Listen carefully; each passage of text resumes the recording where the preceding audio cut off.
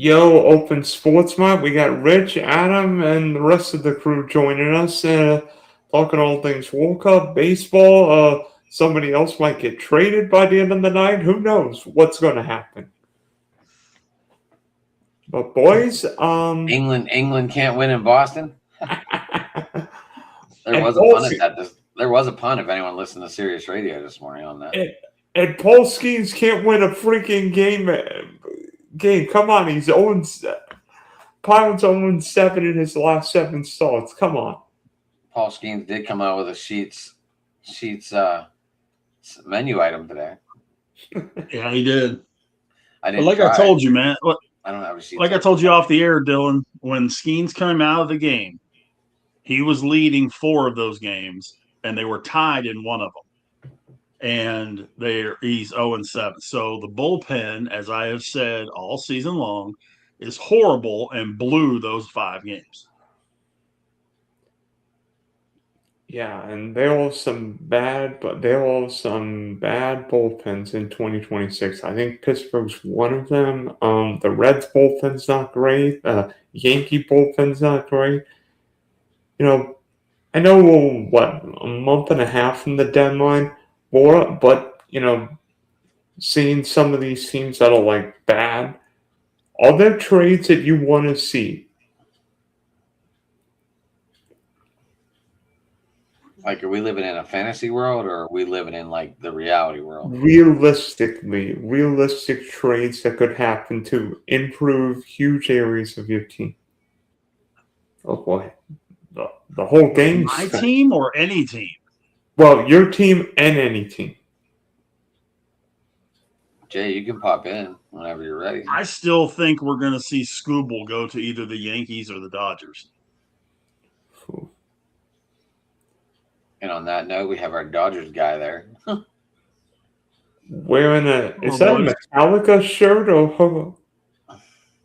You would be correct, sir. That is a Metallica and Justice for All shirt. Very good, Dylan. My dad's you can never mix up them M's. Hell no. Hells to the no. Rav, how you doing tonight, buddy? How's it going, gentlemen of the highest esteem? What's up there, Rav? Who walked in? I gotta admit it, I almost found myself rooting for West Virginia in the College World Series, man. I gotta admit, man, the John Denver thing after they won, that was cool, man. I gotta admit it. Well, they play Country Res now after the USA wins now too. I forgot there was a John Denver song. I've been listening to Country Boy at Orioles games for I don't know how long. They've been playing in the 7-inning stretch my whole life. So yeah, I didn't even put 2 and 2 together. They used to play that at Rangers games in the 7th inning stretch, and then they went to Cotton Eye Joe. Gets the people a little more rowdy. I remember they changed it one opening day. They got tired because the song was getting older, right? And they changed it, and the people were just so angry they changed it back. So they won't let them change it. They have to play Country Boy in the 7th inning. Oh, that would be like if they quit playing Sweet Caroline in Boston. There'd be a mutiny at Fenway. Or in Wrigley if they stopped singing "Take Me Out to the Ball Game." Right.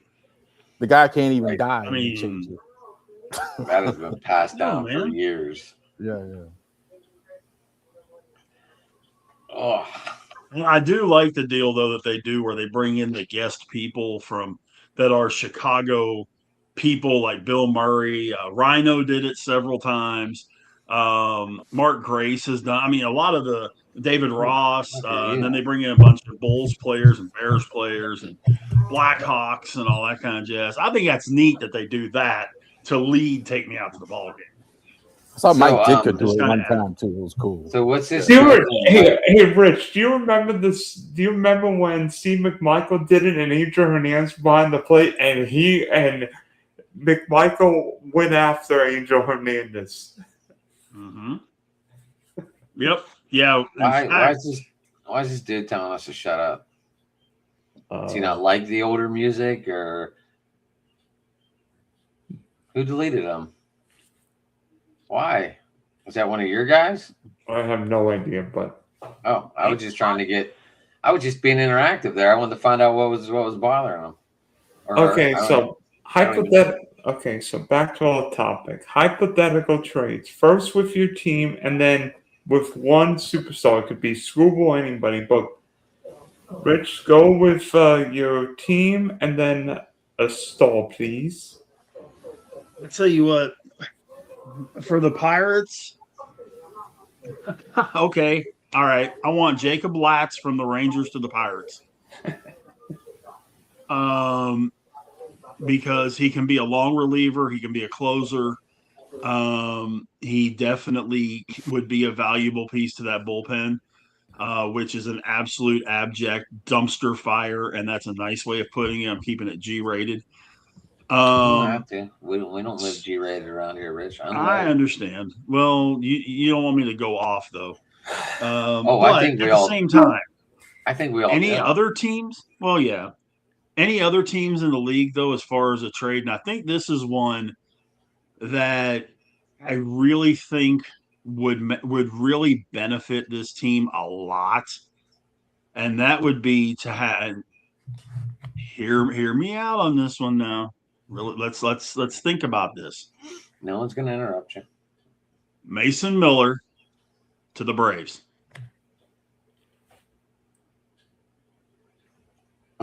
Jason, you thought long and hard on that one.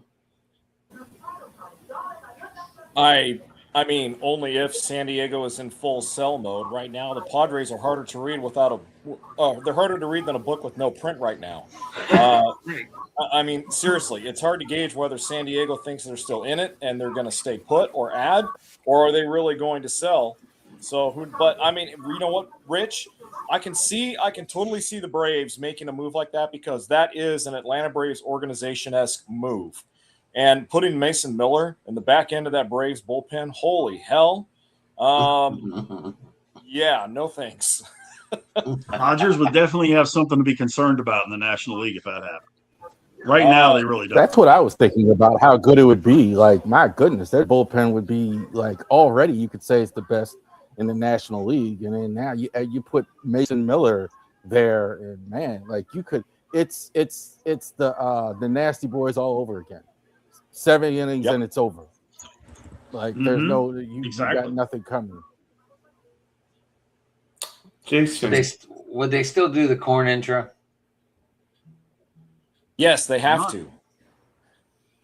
Yes, they have to. That corn intro goes with Mason Miller. As much as I would love Mason Miller to come home to the Pirates, that's just not feasible at the moment. But I could see it go. I could see him going to Atlanta. Adam. Yo. What? I just saw you message me on Facebook, so I just want to say. What's one trade that you want the Pirates to do, and what's one star you would like to see move to a particular team? Realistic move. Oh, real? I mean, obviously I'd like to see us steal Scooble for the rest of the year. Oh yeah. But I don't know. That's pretty unrealistic. You know, maybe go after Alcantara, Sandy. Boston Paul, what's happening? What's up, Paul? I don't know. There's a lot of teams going. What do you think we'd have to give up for him? For who? Scoobs? No. That's not realistic. For Alcantara. I don't know. Like, the Marlins are still in it, though, right? I mean, they're not. They wouldn't be dumb enough right now to give it up, right? No, maybe not. But I mean, I wonder. I mean, it'd probably be Marlins something are like 40-39. They're like They're a game out. They're 9 games back of the division. Right. I don't know about wild card because that's not on here. I think the Marlins are like one back in the wild card. they're one game back in the wild card. You're right. But I just wonder what it would take, you know? I don't know that it would take. I think you could get him for a couple of good drafts. I think you could get him for a couple good prospects. I don't know the names in the Pirates system, but I know the Marlins, and I know Dylan's point there, but they're never going to pay him. I can tell you that. You know how confused Miami would be if this happened right now? They just went out and got Giannis, and then they trade their ace pitcher. Well, but I mean, if the Pirates threw out, let's say, Valdez and Valdez and Mitch Keller. I still think we'd have to throw in a draft pick. I think the You Marlins can't would trade want. draft picks. You can only trade conditional draft picks. I think the I Or Marlins. compensatory picks. I think they'd want another player. You think? I think they would. We'll I send think them the Billy Mar- Cook. I Maybe, think the maybe, Mar- maybe a Trillo, maybe a Gonzalez. I'd send Triolo before Gonzalez. Gonzalez you is going to contend for the batting title, dude. Gonzalez is going to contend for the batting title. I'm not getting rid of that kid for anything right now. I know you're not, but you know, if you want like the top pitcher, sometimes you gotta move some top people. I get that, but using your two options, it's been nice, Jared. See you later. I mean, who I'm knows? just- They might want O'Neal Cruz. No. No. Let's get out of here. I'm just saying. And then Adam, what's one star who you'd like to see move? I'd like to see Vlad Guerrero move. Ooh. That's a lot of years. I'm a little surprised he He's signed in good, I Toronto think. still. I think he needs. But yeah, I change. agree with you. I mean, obviously, he Where doesn't would you need to see go to him Baltimore. going, Adam? Oh, Baltimore? No, he doesn't need to go to. They have a first baseman. And they Yeah, I was paid a going to lot say, of where money. would you see him going? Somewhere in the National League for sure. I'm sure Toronto would not want to deal with him as much. Let's rephrase that. Dodgers, you could put that on any player anywhere. The Dodgers, you know, DH him or whatever. The Dodgers or do some, Dodgers. Jason They doesn't seem too default moved. answer. Jason doesn't seem too moved by picking up Vlad Guerrero. I love Vlad Guerrero. He brings a lot of excitement and energy to the game. And obviously, he's one of the top 10, 15 power hitters in the game. But my main concern with Vlad is how would he fit into that clubhouse? Because the Dodgers have a unique dichotomy in their clubhouse where if you were to get one guy who, and Vlad's not a malcontent by any stretch, but he marches to the beat of his own drum. And my concern with that would be, would that disrupt the so-called clubhouse harmony that the Dodgers seem to have right now? Because keep in mind, all of these guys that have come to the Dodgers, Freddie Freeman, Mookie Betts, Shohei Ohtani, they have all shelved their egos for the greater good of winning championships. And whatever Dave Roberts does, whether he throws Zen books at these guys or whether he forces them to watch Tony Robbins motivational videos, it works. These guys play as a team. They don't play for what's on the back of the jersey. They truly play for what's on the front. And again, I love Vlad. I'm a fan, but I'm just concerned that sometimes Vlad's my first approach would disrupt any type of clubhouse presence that the Dodgers have spent so many years building, which they take a lot of pride in, by the way. Could I throw a team out there? What about I'm sorry, Philly? Rich. I'm sorry, Rich. What about Philly? I think Vlad would fit in outstanding with Philly. I really do. Platoon him with Harper at first? Platoon him with Harper at first. Get rid of Alec Boehm. Dump him. I've got a better idea. Why not send Bryce Harper to the outfield in that situation? Philly's outfield outside Brandon March has been awful this year. You could. Yeah. Harper's a pretty decent that's one thing tilt. you could do. Yeah. Yeah. Harper's And Boehm getting could be older, one of the though, guys you boys. send to Toronto, Jason. You're right. But yeah, I love that notion of Vlad going to Philly because I could see maybe Harper batting 3, Vlad batting cleanup, and then you have, or actually better yet, Kyle Schwarber batting 3rd, Harper batting cleanup. Oh no, Schwarber 3rd, Vlad batting cleanup, and then you have Harper behind him batting fifth. I would love that 3, 4, and 5 spot in the lineup there with those three guys, especially with Turner at 2. Yeah. Okay, Jason. So, Dodgers probably don't need much, but I mean, maybe a reliever. But who knows when Edwin Diaz comes back? He might be the guy. But what's one trade you would like to see happen between now and August 3rd? for the Dodgers. No, and just in general. Oh, just in general. Oh boy, Dylan, that's an excellent question. I mean, conventional wisdom would say Tarek Skubal, but honestly, the more I read about all the he said, she said, and involving what it would take for a Skubal trade, I mean, I'm getting kind of tired on all the Skubal trade rumors. So, a guy that I would actually like to see dealt would be Luis Arias from the Giants. Buster He just Posey got dealt. did? Yeah, he's a Blue Jay. No His kidding. His first hit today was a home run.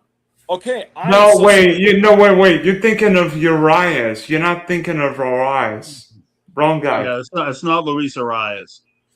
Yeah. Okay, well, in that case, then I would still like to see the Giants trade Luis Arias because Buster has already said that he's in full sell mode and he's willing to listen on Devers, Arias, and Matt Chapman. And when you take a look, guys, at Luis Arias' production this year offensively at second base, he's batting around 326. He has incredible defensive metrics, and he's only on a 1-year, $12 million expiring contract. So that makes him an affordable rental for a team that's either in contention or on the cusp of contention. And I think Arias would do well for about 15 or 18 teams right now. That's who I would like to see get traded. After the BS of last night, from what I've heard, and this is from a couple of reliable sources, there are talks for Arias to the Yankees for Jazz Chisholm. Oh, make it happen. They want to get rid of him so bad. Yep. Make it happen. Make it happen, Buster. He's a better second baseman than Chisholm. He's a hell of a lot better hitter. Yep. And Jazz. Sabermetric guys, the sabermetric guys hate Arias. You can't he find hit home runs or drive in runs. Yeah, all he does is hit singles. Like there's something wrong with that, apparently. So there's apparently something wrong with hitting 330 and hitting singles all the time. Apparently there's a problem with that. And I guess. By the way, did anyone go to New York today to tour the new stadium? They opened it to the public today. Oh yeah. I didn't. By the way, did you guys see speaking of Devers, did you guys see what Devers did the other day where the Giants won the pinch runner and Devers like, no, I'm fine. And it's like, and I'm like, what is going on? Jason brought up earlier about playing for the name on the front of the jersey, not the back. That's a perfect example of the exact opposite. I mean, Devers is one of the slowest runners in baseball. Period. End of discussion. I mean, you could have put a pitcher out there, and it would have been faster than having Devers out. And you game's on the line. You need that run to score. And Devers isn't looking out for the team; he's looking out for himself. And yeah, I mean, they need to trade Devers to like the Yomahashi Carp or something like that. Send him to the Mexican. Trade him for Trevor Bauer. Send him to the Mexican League and trade him for Trevor Bauer. First of all, the fact that Bauer's not even in the league is kind of BS at this point. That's a whole nother. Right. I'm not going to go all the way there. But I don't have a problem with Devers wanting to play in the game and not come out. The manager's got to stand up to him, though, and take him out. That's what you got to do. That's on the manager. The player not. I'm not going to be mad. I know how you feel, but the player wants to play. That's not. I don't have beef with that. You're right. I mean, you should still take him out because he can't run. But besides the point, him wanting to play, that's a typical thing. Or a pitcher not wanting to come out. Why are we mad at the pitcher for not wanting to come out? Why are we mad at the guy for wanting to stay in the game? And I can't be too mad about that one. I think that's two different things. Devers staying in the game is a detriment to the game. The pitcher wanting to get that last out, especially if he, hasn't thrown 120 pitches or something like that. And doing the AJ Burnett thing, or who was the other one that did it? I'm forgetting who it was, but and told the manager, just stay back there. I got this. I want to say it was Max Scherzer, but I could be wrong. I seen Mike Mussina That's do a it a whole- couple times. He used to I scream think at I think that's different than a turtle wanting to run the bases in the ninth inning down a run. But that's just me. Rafael Devils and Roger Dorn have something in common. They don't want to leave first base. J.P. Crawford tonight in that Pirates Seattle game did that Olay bullshit bigger than anybody else I've seen since Major League. If you get a chance to watch it, you got to see it. Ground ball, and he goes, and it just went right past him. And that's kind of a shock because he's actually played some outstanding third base since Seattle decided to move him defensively. So go figure. Yeah, but he just. Oh, why are you not a Devers fan? Okay, Gee, Adam, open the imagine door why. on that one, buddy. That's an unfair question. for a guy that's so guys, productive, nobody ask. likes him. I gotta ask him real quick. Yeah, I'm sorry. that's Go ahead, weird. go ahead, Rav. I'll wait. Go ahead. What were you saying? No, I was gonna say I see that one a lot with Devers, and he's a pretty productive guy for a guy that nobody likes. Like I can't find too many people that are Devers fans. Even like ever since he got traded from Boston, you can't find too many people that like Devers. A lot of people don't like Barry Bonds either because he's not a people person. The reasons to not like Bonds start here and stretch to San Francisco. I don't know. Growing up as a kid, I read something the other day and it said like name your greatest hitter that you got to like see. And growing up, we didn't have the internet. We had Commodore 64s and crap like that, and we didn't have real internet. And we had internet, but it wasn't like it is today. Now, do you feel some of these West Coast players got kind of passed over as like the greatest hitters to play the game? Like Tony Gwynn. Like we know he's probably one of the best hitters in the game, but we didn't get to see him as much. So all we could do is read about him.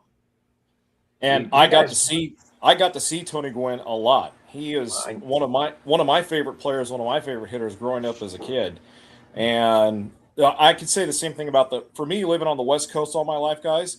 I could say the same thing about the East Coast guys because Don Mattingly was also one of my favorite players as a kid. But I only had a chance to watch Mattingly's greatness in his prime a handful of times because there weren't a lot of Yankees games that were broadcast out west unless they played the Angels. And this was way before interleague play. So, Adam, you bring up a really good point. I think it's the same for both coasts. I think West Coast and East Coast, we've lost a little something there with the geographical differences. That's just my opinion. And I think of two guys who played, Rod Carew. Just such a great hitter. He won 7 AL batting titles, 3,000 hits with the Twins and Angels, and Paul Molitor. Anybody remember that 93 World Series? I don't think the Phillies got him out once. No, I think Paul Molitor batted 370 in that World Series, if I remember, 350 or 370. Paul Molitor and Rod Carew are two of the greatest underrated hitters in the Hall of Fame. The funny thing about that, you only remember Joe Carter. I remember Joe. Right, but that's all you really remember about that World Series. Yeah, that's true. Right. You don't remember the clutch hitting of Darren Dalton. You don't. And you don't remember. And the people banging on the glass in the hotel room.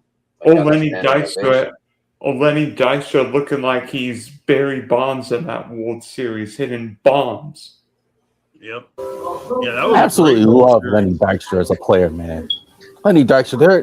You mentioned somebody there isn't anybody like right now in the league, Lenny Dykstra. Yeah. Boston Paul, if you want to jump on, we'll send you the link, buddy.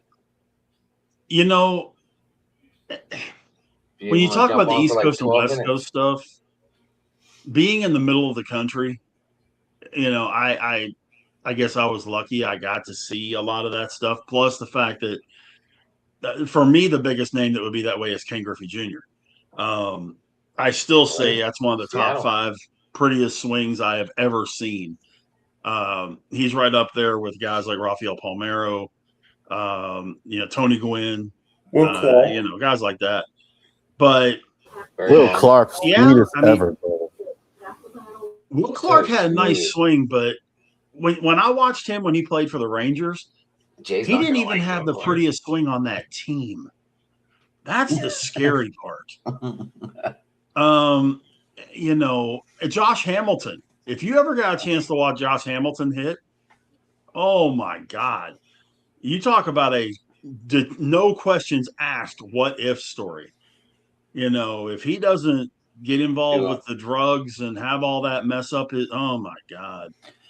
He's another one that we would be talking about as a all-time top 10 player. Do you feel he was trying to be the basketball Dennis Rodman in baseball? No, I think he was just trying to live up to all the hype. Everything that you read, everything that you saw, this guy was going to be the next coming of Babe Ruth or Willie Mays or Mickey Mantle. Did he have the talent to be that type of a player? Yes, but he didn't at 19. He didn't at 20. 19 or 20-year-old kid having all that pressure stacked on him, he cracked. And I'm glad it didn't happen now, or it probably would have cracked even worse, and he may have done something tragic. That was with the Twins, right, Rich? No, he was with Cincinnati. He started his career with Cincinnati, and then he got suspended. And when he came back, he was in Texas. He went to Anaheim. They traded him to the Angels after he started doing Josh Hamilton things. And the Rangers got rid of him. Plus, he couldn't stay healthy. He was getting hurt every time he turned around. The Rangers dumped him to the Angels. And then he bounced around a little bit, and that finished his career. But, he had 600 or 700 home runs written all over him. He had Hall of Fame career written all over him. But it was too much hype. And he didn't spend any time in the minors. He's another one. Didn't spend any time in the minors to get ready, to get himself acclimated to pro ball. And but Bryce Harper, I remember Bryce Harper hitting runs, Tropicana Field, a couple of Sports Illustrated, first round 101 at 2010, up in the big leagues 2012, and we know Bryce is going to be a Hall of Famer, but shows what could happen. Well, he had to go someplace else.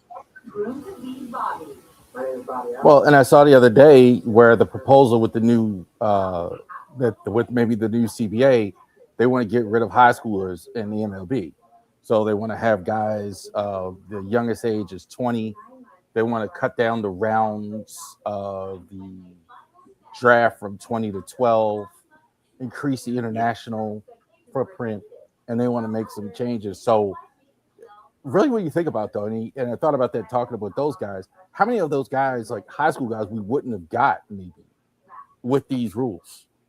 Like there must be tons of guys who came straight out of high school or were young players that with these current rules, if they implement them, that we wouldn't have got. Ken Griffey Jr., Jackson Holiday, right now, you talk about Bryce Harper.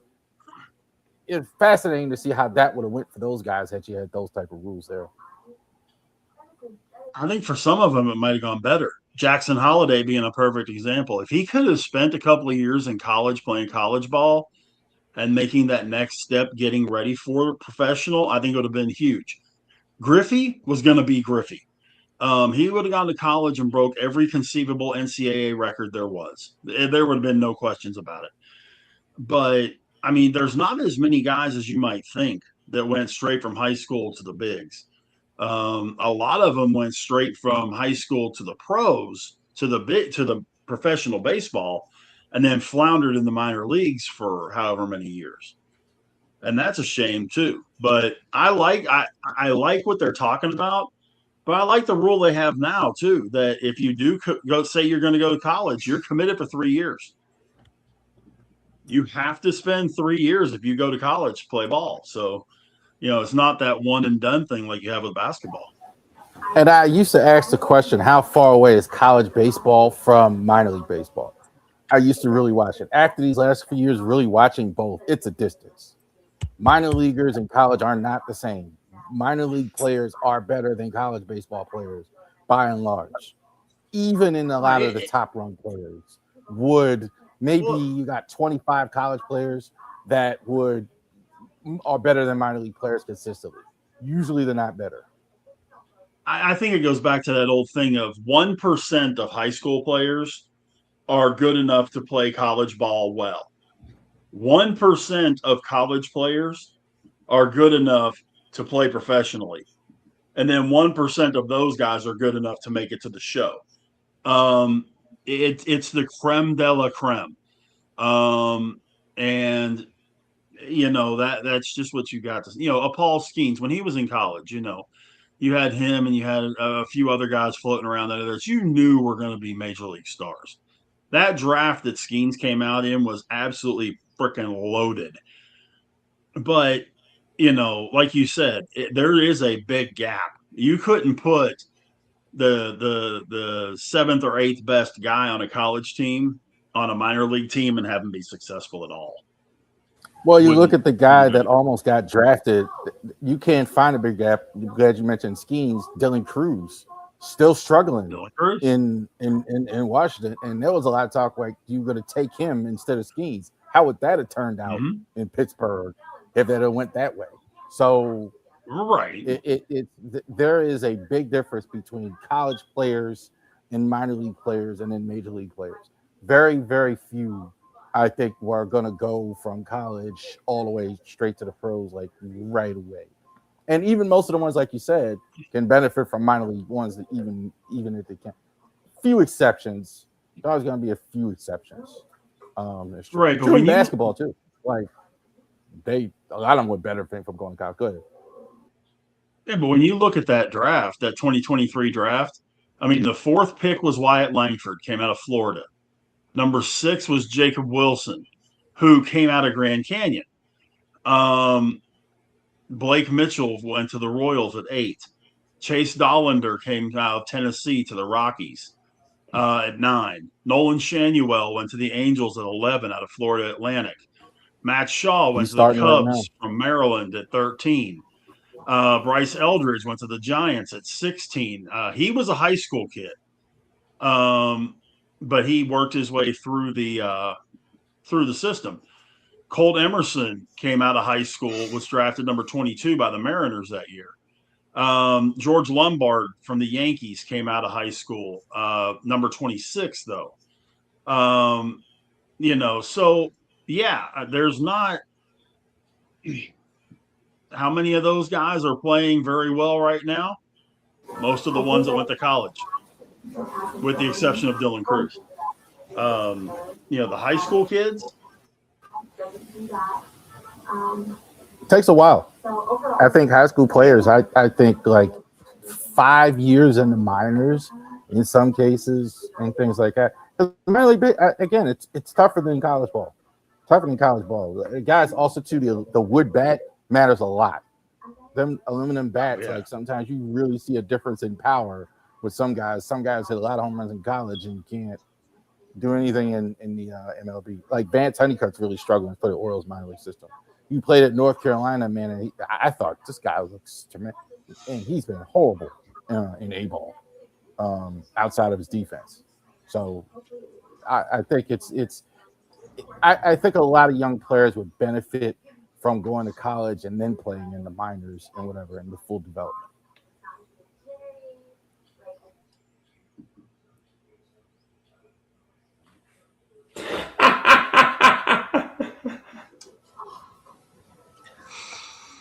I don't know if I'm good enough to make it to the show, but I got my own show.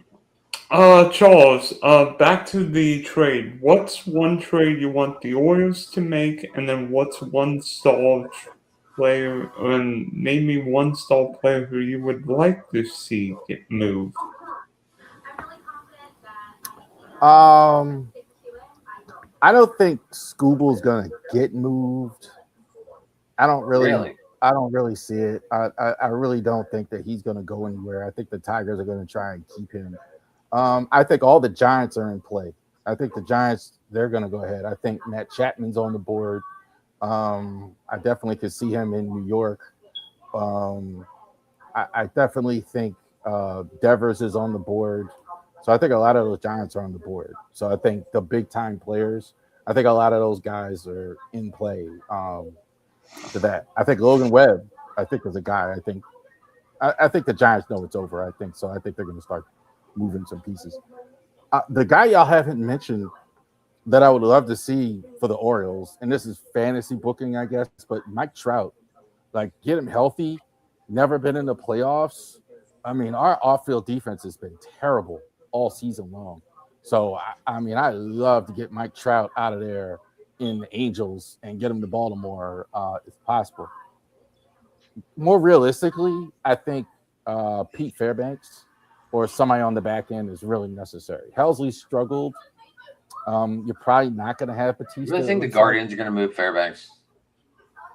Fairbanks is with the Marlins. Yeah, I think Fairbanks is with the Marlins. In fact, Fairbanks blew up, gave up 2 runs to the Rangers tonight. Yeah. I think, right? I think. No, that was the other night. Rangers played. Yeah, that was last night. They gave up 2 runs tonight. Was it 2 tonight? Yeah. Because I know the Rangers scored late last night too.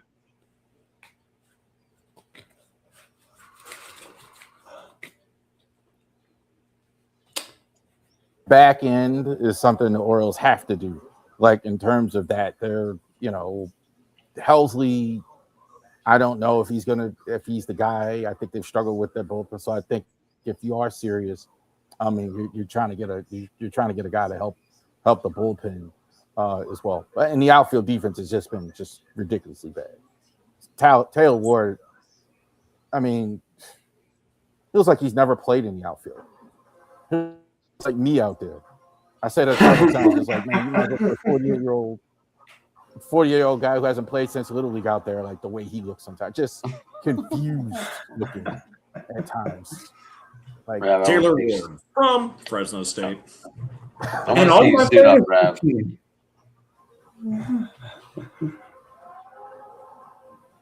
Rav, I'll drive down to the game if you're getting called up. But Baylor University could have something happen this year that's never happened before. Bears could have a very possible. Bears could have 2 alumni be starters in the All-Star game. Max Muncy and Shea Langoliers. Muncy's not starting in the All-Star game. Not where he. Well, he currently leads all national. Got voted in last year, didn't he? Unsaved, and he has 15 homers. Don't focus on the batting average, Dylan. Max Muncy leads all National League third baseman in defensive runs saved, and he also is second in the league in home runs at that position. I think Muncy's going to find himself a starter in the All-Star game at third base. Or reserve if they don't vote him in. Well, okay. I think he deserves it. Yeah. That's if he's healthy, right? Well, that's the big if. Muncy always seems to come up with a phantom injury when you least expect it, so that's the big if. Muncy and Paez have been the 2 guys for him this year that really play well. Like a lot of their got names have down years a little bit for the Dodgers. I got a couple. What you got? It probably won't happen, and I'm glad somebody else is not here. But I'm going big game hunting with the first one. Yordan Alvarez to the Tampa Bay Rays. Yeah, that our guy might come through the screen and rip it out. Sorry, Marcus, but I think the Rays go big game hunting. I don't think there's a chance Yordan Alvarez gets traded. He might. I mean, I don't think Alvarez hit a home run north of the border today, but he's got, 25, 26 home runs. Alvarez and Byron Buxton lead. all AL guys and home runs. You imagine what Alvarez would do with Yandy Diaz and Junior Caminero in that line. Ooh boy! Don't forget John Miranda. Thank you. But more realistic, you know what? We've met a few of us have mentioned Tarek Skubal. Nobody's mentioned Tarek Skubal to the Milwaukee Brewers. You imagine the Brewers in the playoffs having Jacob Mizorowski throwing 104, Skubal and Kyle Harrison. Yikes. That would be a scary threesome. Well, there are talks out there that Milwaukee may be trying to work a deal to get Peralta back. Well, The Mets aren't happy with him. Milwaukee's got the number one farm system in baseball, topped by Jesus May. We got a shortstop already in the big leagues. Milwaukee may be one of those teams to look out. You know, the Brewers have only been in the World Series once. That was the All-Star World Series against the Cardinals 1982. We know the Brewers went all in for Sabathia in 2008. He basically carried them to the playoffs before losing the Phillies. I mean, might not be the best rating, but you imagine Milwaukee hosting a World Series. That would be something different. I'll tell you what, they got two guys on that team that I love, and you guys have heard me talk about them in Churio and Terang. I love those two guys. I like me Jackson Churio. Love those two guys. Yeah, but I killed. Go ahead. More realistically, I think Sonny Gray ends up probably in Atlanta because, you know, Sonny Gray went to Vanderbilt. The Red Sox stink. They couldn't hit their way under a wet paper bag. And I think the Braves need another starter with Strider dealing with injury. Who knows what happens with Schellenbach, Schmidt-Scheller. I think the Braves need to get healthy. Who knows what happens with Acuna. Maybe the Braves make a move for Byron Buxton. He is a Georgia guy. And maybe Roland Chapman ends up in, I don't know, in Pittsburgh. Maybe, I mean, he's not going back to the Yankees, but I don't know if he wants to come back. I don't know if he wants to come back to Pittsburgh. LA. We probably get him pretty cheap though. It would be nice. I don't know that it's going to happen, but it would be nice. LA. Yeah. And I mean, I have been killing the Brewers the last 2 years for letting go Burns and letting go Peralta, and they couldn't make me look more stupid because both of those moves totally forgotten about the way Mazeroski has been pitching. Like I heard Kevin Brown say on the broadcast, fans don't care about velocity of pitchers anymore since everybody's throwing heat. Oh, but not except for Morales, Jacob and Mason Miller. They don't count. Like everybody oohs and ahs with their velocity. But they are, like the Brewers are really put themselves in a position to be, I think, the best team in the National League. The big thing about those two guys compared to most of the guys that are throwing 100, you know where their pitches are going. A lot of those guys out there that are throwing a 99, 100, 101, you're playing lottery trying to figure out where that ball's going. They're not accurate. Miller and Mizorowski both are very accurate with their pitches. They're very strong in the strike zone. I think that to me is a big difference in those two guys compared to everybody else. But I did have a question for you guys before we get to the top of the hour here, because I do have a little audience participation if you guys are interested. Oh, yeah.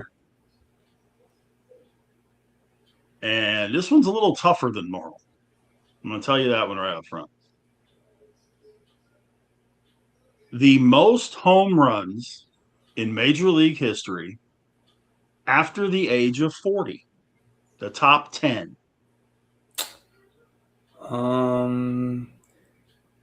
Who is most home runs after the age of 40? The top 10. And I will tell you, number 10 is only 42 home runs. Who is Barry Bonds? Say again, Adam? What was the question? The most home runs career over the age of 40. Top 10. Bonds is number 3 on that list. I'm going Hank Aaron. Hank Aaron is number 10. I'm gonna toss out George Brett. Where is he on that list? If he's on it, He is not in the top 10. okay. I'm Thank not you. cheating. I am not cheating. I will not type this in on my phone to look. Julio Franco. No, sir. What about what- Eddie Murray? What about you? Yeah. Eddie Murray, no, sir. What about Rafael Palmeiro? No. Or did I his will career tell you get- this. This does range a large area of years. I will tell you that. The Cobra. No, Dave you Parker. know Parker retired. He only had like 6 home runs after 40. Yeah, he was horrible with the A's. I might be way in the left field. How, Rich? Who is Colden Pudge Fist? He is number 1 on this list with 72. Well, he played 20-something seasons. What the hell? Jason, Jason, I promise if I offended you, dude.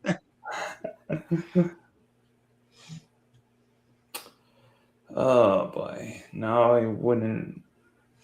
All right, so we have No. Fisk. Huh? Who do we have so far? We have Fisk for number 1, Bonds number 3, Aaron number 10.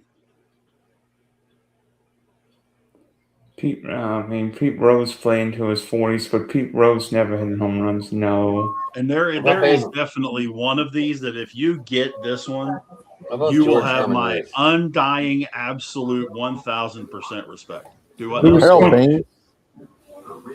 Baines, no. What'd you say? I was going to say Ruth. Ruth, no. Who is Tony Perez? No. We We don't quite go as far back as Ruth. Not quite.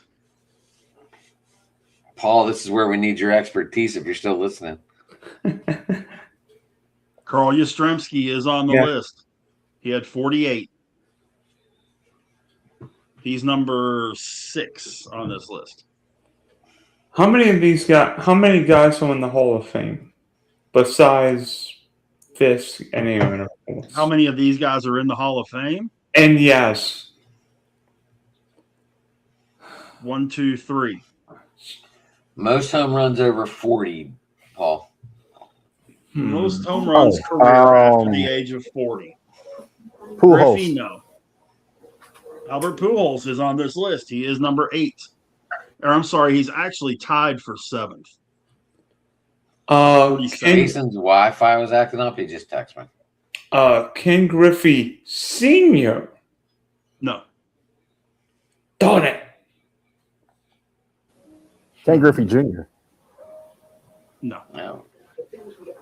Ken Griffey Jr. didn't hit shit after he turned 40.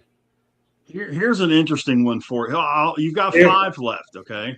Cabrera? Only two of these guys. No, I'm What sorry. about Paul's answer, Rich? What about Paul's answer?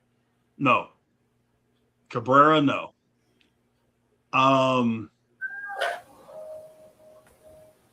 Derek only Hollywood. 3 of these guys played in the National League. Only 3. I said what? Derek Hollywood. Derek King. Oh, who is Dave Winfield? Dave Winfield is on the list. He's number 5. He had 59. He was tied with Barry Bonds. By the way, I'm sorry, he's 4th on the list. 4th. I'm sorry. Dave Winfield was once traded for dinner during the '94 strike. The Twins traded Winfield to the Indians, and John Hart ended up picking up the tab. How about Nelson Cruz, like Paul just said?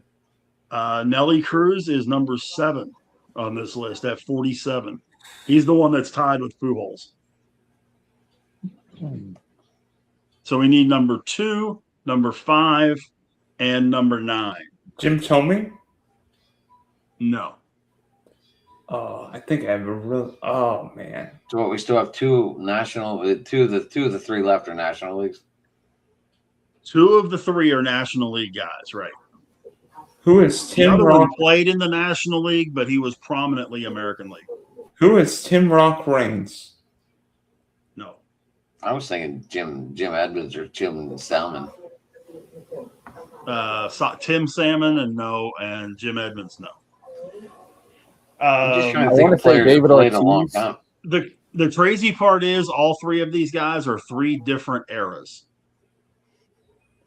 Did you say no, BGO wasn't home run hitter, right? No. No, BGO, no. Marcus? What about Jeff Bagwell? No, What's he going on, man? retired early. I'll be talking bad about my Astro legends. Marcus, the question is career home runs over 40. Most career home runs over 40. We have Carlton Fisk, Barry Bonds, Dave Winfield, Carl Yastrzemski, Nelson Cruz, Albert Pujols, and Hank Aaron. There's 3 left off this top 10 list. It's number 2, number 5, and number 9. Johnny Bench. No. I know he played over 40. Hold on just a second, guys. You talking about after turning 40 years old or 40 home runs? After 40, Marcus. Like Um, Yaz has 72 after he turned 40. Did anybody say Albert Pujols? Yes. I know y'all said Barry Bonds. I heard y'all say Carlton Fisk, and I heard y'all say Darrell Evans. Did y'all say Dave Winfield? Yes. Nobody said Darrell Evans. They said Darrell No, Evans. he said no. That's a good guess. Sorry, I got done doing I did a TNA recording just now. Oh gosh. Rich. Who is Reginald Jackson?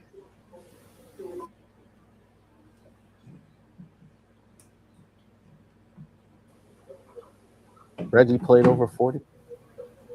Oh. Sorry, boys. Daughter call. I had to grab that. I'm sorry. Who did I miss? You said Rich, Reggie who is- Jackson. Reggie Jackson, no. Stan Musial, yes. He's number 9 on this list. He had 46. Yeah, Stan Musial is number 9 on the list. He had 46. So we need number 2 and number 5. Number 5 is the one that I figured if you guys got it, you've got my 100%, 1,000,000% respect. How far back do we have to go? How far back are we going? One of them is within the last 25 years. The other one is in the last 50 years. So we're looking at 1976. He played in that time frame, yeah. Dewey Evans? One played 60s, 70s, 80s. The other one played 90s and 2000s. I think into the Raul 2010s. Ibanez. Raul Ibanez is number 5. There it I is, think he Paul. played until he was 58, right? Number 50. He had 53 of them. So just one left off the list. Dewey Evans? Nope. What position did he play? I got another hint, but if I give it to you, I think it's going to give it away. Did he have any postseason moments? No. Played in the postseason? No. I don't think. That's not good. So this guy was a traveler. Is that what you're saying? Fred Not Lynn? necessarily a traveler. Really going to But- the futures. Who'd you say? Rav, you are going Fred- backward. Fred Lynn. I gotta go over there. Fred Lynn? No. No, Fred Lynn didn't play long. No. This guy, he played both leagues, played for 4 teams. Did he play in the postseason? To answer that other question, I'm looking. Sorry. Yes, he did. Twice he played in the postseason. Okay, that took away my guess that I was going to use. Never mind. Who is Luis Gonzalez? No. Would you rather have positions or teams? No, it's not medals. Teams. Teams: Atlanta, San Francisco, Detroit, and back to Atlanta. Fred McGriff. I'm sorry? Fred McGriff. That's it. No. Wait, who was the third one? Detroit.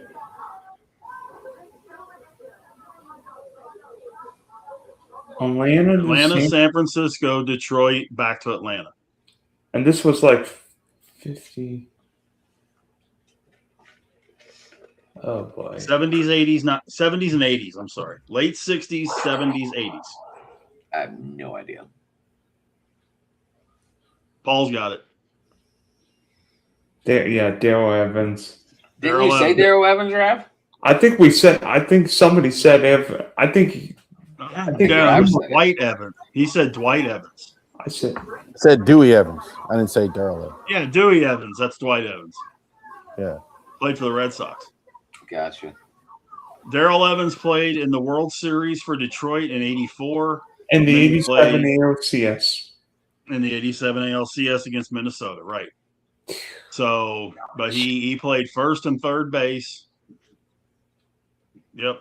But he hit 67 home runs after the age of 40 and actually came in 12th in the MVP balloting in 1987 as a 40-year-old.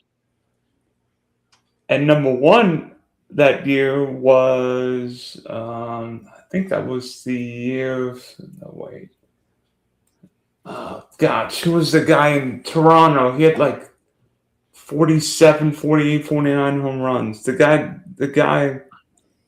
That would be George Bell, sir. George Bell, thank you. It was George Bell in the American League and the Hawk, Andre Dawson, in the National League. And the rumors were that the Cubs basically gave Dawson a blank check, and it's like, what do you think I'm worth? And then he had 40-something home runs, but well, and that was part of a stretch where they had the Cubs had three MVPs, MVP or MVP runner-ups. They had 4 in 6 years because Sandberg won one in '84, Dawson won the one in '87, Sandberg was the runner-up in '89, and Grace was the runner-up in 1990. Oh, speaking of a pretty swing, Mark Grace's swing. Ooh. Yep. So that was a fun little one. Marcus, you know what? World Cup's happening. Team USA's 2-0. England, for whatever reason, can't win a game in New England. I think England is like 0-92 in Massachusetts, going back to 1773 and the Boston Tea Party. What's been the best moment of the World Cup so far? It could be good, it could be bad, it could be ugly. What's been the best moment of the World Cup? Oh, the best moment is the GOAT being the GOAT. He scored every single goal for his country and nobody else. And that shows Ronaldo that Messi is the GOAT. And I am going to laugh hysterically by some odd miracle USA plays England on the 4th of July. Well, that can't happen because we're playing on the 1st. And then if we end up winning that game, we play on July 6th in Seattle. That'd be hilarious if it would have happened. By the way, in the 94 World Cup, Brazil and the U.S. played on Independence Day, and Leonardo was red carded for elbowing one of our players. Edgar Martinez. Did he make the list? Where was he on that list? I forgot about him too. Huh? Did Edgar Martinez make that list? He asked Top 10 where's bet. Edgar Martinez on the list. He couldn't think of his name. I put his name in the Oh. chat. That's who he's thinking about. I don't think Edgar was on the list. He wasn't in the top 10. I know that. Let me see how many he had after 40. He wasn't a big home run guy, though. I'm not sure he played After one. 40, he had 36. So he would have probably been top 20 because 10th was 42. That was Hank Aaron. So he had 36 after the age of 40. Yeah, Edgar's career high was 37.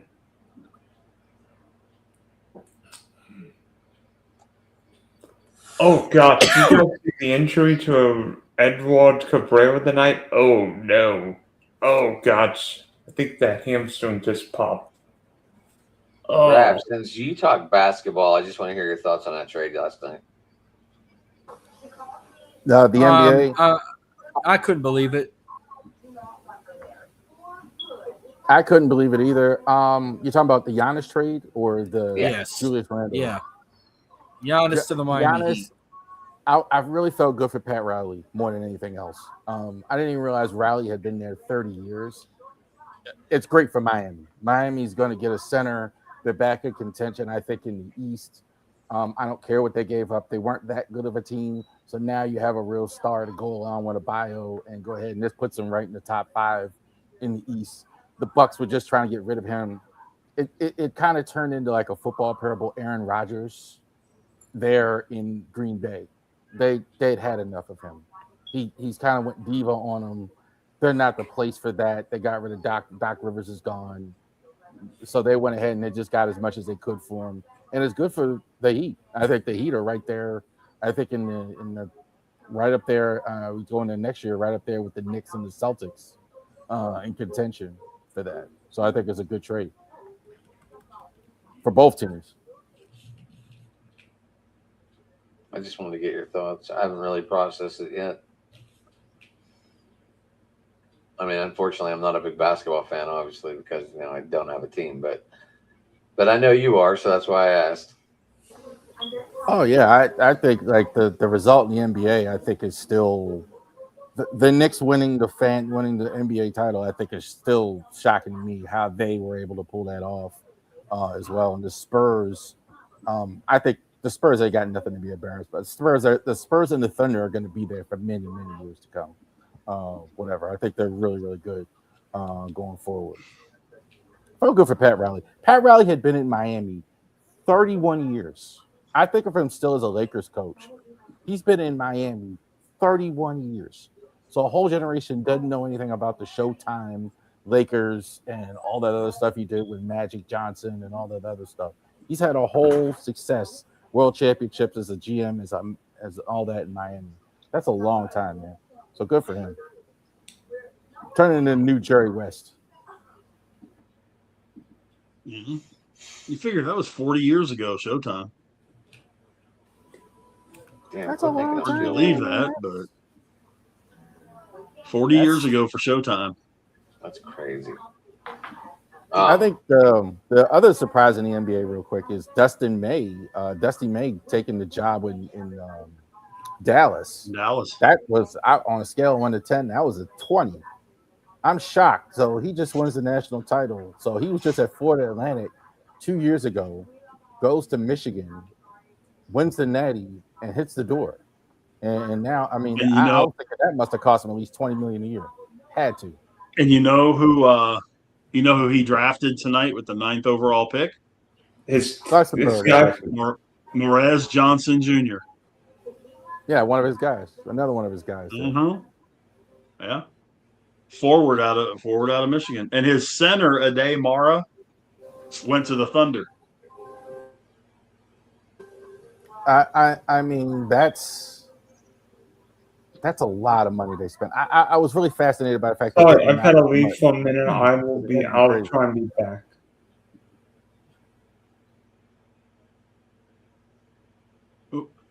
Hey, you know what, Rav? Actually, now that we're saying this, 9, 11, and 12 were all Michigan guys. Ledeborg went to Golden State at 11, Mara at 12 to OKC. So three guys off that national championship team go in the top 12. That's how you win a national championship. You get 3 guys in the top 12 go to Michigan. I gotta. I mean, that's a lot of money that they had to pay him. That's because I wouldn't have wanted to leave if I'm him. Yeah, the one that gets me, and I think he is so overrated, and it's not just because I can't stand Duke. Cam Boozer to me is the most overrated guy coming out. I think Boozer's really good. I think Boozer should have been picked first. I don't like a lot of these other guys. Boozer, I think, is a complete player. I think like the trick is with NBA draft is guys good in college and a good all-around player. The easy thing to do is to take the athlete. And I think that's kind of the thing. Like you look at Daryl Peterson, you know he's an NBA athlete. This guy jumps out of the gym. He's got other issues, but you know he's an NBA athlete. Like whereas with Boozer, he's not as good of an athlete, so you're not as sure. Everybody in the draft, and I've said this for 20 years, everybody's trying to draft Michael Jordan. I've said that all the time. A 6'6" guard, athlete, jump out of gym. Everybody's trying to draft Michael Jordan. Whatever. Nobody wants to take the established player, etc. I think Boozer is going to be good. I'd be surprised. Well, and I'm with you. You know, they think they're going to get the next Jordan, but people fail to realize a couple of things. A, Jordan did not go number 1. You know, and B, Jordan wasn't really the greatest player in the NCAA when he came out. He was really good, but he wasn't necessarily the best player on that North Carolina team. James Worthy was freaking awesome. You know, you could argue Worthy was better than Jordan on that North Carolina team. They had a lot of good players on that North Carolina team that went to the NBA. It wasn't just Worthy. They really did. That team was loaded. Sam Perkins, Sam Perkins was a really good player. Dallas Maverick as well. So they don't kill the Blade. They don't kill the Rockets for doing it because you had Akeem Olajuwon. So Akeem Olajuwon wasn't Michael Jordan, but he had a great career. He's a Hall of Famer in his own. Yeah, but who went in between them? That's Sam the Bowie catch. was a nothing burger. I mean, he was hurt. He didn't. Well, and he had the health. Yeah.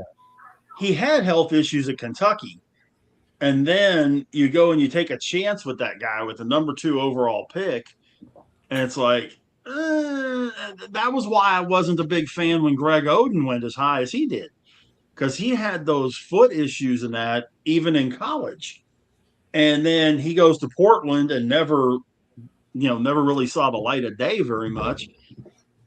You know, injuries in basketball, especially to your feet, you're not going to come back from those. You can't come back from them. The thought in basketball too was at that time, all the way up really until the Jordan era, you had to have a center to win. You didn't win a championship unless you had a great center, which is really true of the teams in the 70s and the 80s. Kareem, Parrish, before that, Bill Russell, etc.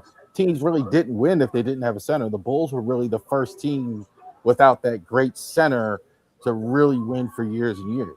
So now nobody thinks about that anymore. Everybody's looking for the guard. But that was probably why they passed on Jordan, because of the center. But everybody's forgotten that because obviously Bowie wasn't any good. And I mean, he was a marginal player without the injuries, a decent enough player without. I mean, Cartwright was decent, but Cartwright, Will Perdue, guys like that, those aren't earth-shattering centers, But yeah, I mean, Hakeem Olajuwon. I mean, you guys all know where I stand with Olajuwon. I say he's the greatest center of all time, not named Kareem Abdul-Jabbar. But that draft was just crazy that you had all that talent come through that draft. And then you had Sam Bowie right there at 2. And that's happened a couple times where you've had a the Steph Curry draft. Hasheem Thabeet from Connecticut comes out number 2, goes to Memphis. That was when I was doing radio in Memphis. We were praying that we would have the GM on the radio station, Rav, guys. We had Chris Wallace on the radio station begging him not to take Hashim Thabit. With the second pick, the Memphis Grizzlies select Hashim Thabit. We had a draft party going. You talk about air coming out of a room. Yeah. I didn't like Kingston Fleming's going to the Hawks. By the way, didn't the Minnesota Timberwolves draft 2 guards and Steph Curry was not one of those guards? No, you're right. That was they drafted Johnny Flynn. Ricky Rubio was the other one. And Ricky Rubio, yeah. I was trying to remember who the other one was, but Johnny Flynn Ricky was Rubio's name is relevant. Yeah. I mean, it's not as And dominant. everybody as thought Steph Johnny Curry, Flynn but- was going to be the best player. They thought Johnny Flynn was going to be the best player coming out of the draft. And he completely just did nothing. I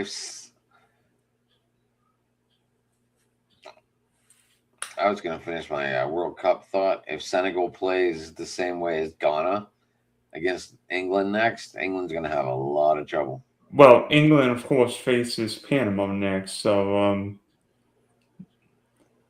Panama plays the same style as yes. Ghana. Yes. So I think England could be in a world of trouble. I'll tell you this. I don't think England plays with Declan Rice and Elliot Anderson in midfield. I have friends who are from England and are in the UK, and they're pissed. Rice was their best player today. I have no, and you know what? Be honest with you, I don't think the referee was good. How he gave the foul for the Ghana player Twice. When Pickford clearly clubs into him, and then he didn't give a penalty when Hamza fouled the Ghanaian player in the box. It's like, but I don't know. Maybe. Has England ever won the World Cup? 1966. At one It seems like this is like a discussion with them every time. They're going to have this great team, and then they go down in flames. It seems like every year they're the bridesmaid here, where they're already they're gonna like Texas football, or oh man, they're gonna be and then okay, well it's Rav. Here's what I would say: Spain drew with Cape Verde, Portugal drew with DR Congo. Do we think Cape Verde and DR Congo are going to win the World Cup? I think England's going to be fine, but maybe just to kick. Every team's going to have a moment where it's like, what the heck happened? I mean, I think they're going to have a lot of trouble, Dylan. I don't give England I don't give England too much hope on this next game. They play the same defenses as Ghana. Argentina freaking lost to Saudi Arabia at the last World Cup, and I'm making a bold prediction, Adam. England will score a minimum of 3 goals against Panama, maybe 4 on Saturday night. Well, then supposedly the best football player in the world scored 2 times today against Uzbekistan. Well, yeah. He didn't even play today. The best player in the world played yesterday. Bingo. I've got a question for you guys. We have seen crowds at every game. I mean, whether they're wearing orange, red, white, and blue, lion outfits, Brazilian. We've seen Shakira. What has been the best crowd at any Let me go World Cup first. game? Go I ahead. want to go. The Japanese fans, because they clean up after themselves. In Dallas. England cleaned up after themselves, too. Now, the Dutch get second best because they rode a fucking boat in Times Square. A bus. They all got together and sat down in the middle of that nasty fucking street and did like a paddle boat roll. That's dedication right there. And then I'll give it to the Scotlands. They were at a freaking baseball game singing "I'm Gonna Be 500 Miles" after the song went off the air. Was that at a Sox game or something? Was that in Boston? They were in Boston. Yeah. They drank them out of beer. Yeah. My fellow Scotsmen drank all the beer, and then they fucking lost the game, mate. And that made them drink more beer. And And now the spots on Blue Miami. Bears. What? By the way, Marcus, the Tartan Army. So the Tartan Army took over Boston and now took over Miami. Actually, they ain't played yet. They play tomorrow at 5:00 against Brazil. I thought they already played. No, the third group games start tomorrow. But that's in Miami, not in Boston. Scotland's playing in Miami. So I don't know. England played in Dallas, and then they played in Boston. And now I think England plays at MetLife on Saturday afternoon. Well, there was a game in Toronto. Whoever played, they had to move the Astros Blue Jays game to like 2:00 in the afternoon so they can have this game at 7. Was it Panama? Was it England? Was it no? Croatia beat Panama 1-0. So that's the game that was in Canada. I'm watching Colombia and Congo right now. Colombia would have been on the board, but they had offside, so they called the goal back, so it's no score. How well are the TV ratings doing? You guys know? Well, I know 5 teams Understood. advanced: Mexico, USA, Germany, Argentina, Norway, and France. France all advanced so far. Oh, I feel bad for the France's coach, or his mom died. He had to leave to go to the funeral. So he left the team. The Champ's mother died, so thoughts and prayers are with him and the Les Blues. Oh, I'm hosting a watch along for USA Turkey Thursday night at 9:00 on my show. It's open for everyone. I might be making an appearance. While I'm watching that watch along, I'm gonna do my Astros talk. I'm gonna recap the NBA draft and talk about whatever else. By the way, And none of y'all have congratulated the Sooners last night for winning the College World Series. Oh, that's bullshit. There's That no- just shows you baseball's very unpredictable. North Carolina blew it, and don't fuck with the SEC on the diamond. That's now 7 in a row for the SEC. North Carolina blew 2 games in a row. They didn't have had- enough pitching. They had the They best just didn't. chance to win that whole tournament with everyone that was in that tournament, and they lost to a team that was ranked 11th in the freaking SEC. True, but they screwed over North Carolina's pitcher today too. Yeah, but Big in a Ten, couple of different spots. So, but Big Ten's going to talk shit because they won 3 out of the 5 this year. They won college football, women's basketball, and men's basketball. When we won, the SEC won softball and baseball this year. So they've won 3 out of 5. wait, who won? realistically, is number 4 and 5 out of the Big 5. Wait, who won softball this year? It was Texas. They went back to back. Texas. Oh yeah, again, Texas beat Texas Thank Tech. you. Indiana won football, UCLA won girls basketball, and Michigan won boys basketball. That's 3 Big Ten teams. Mhm. And then the SEC won baseball and softball.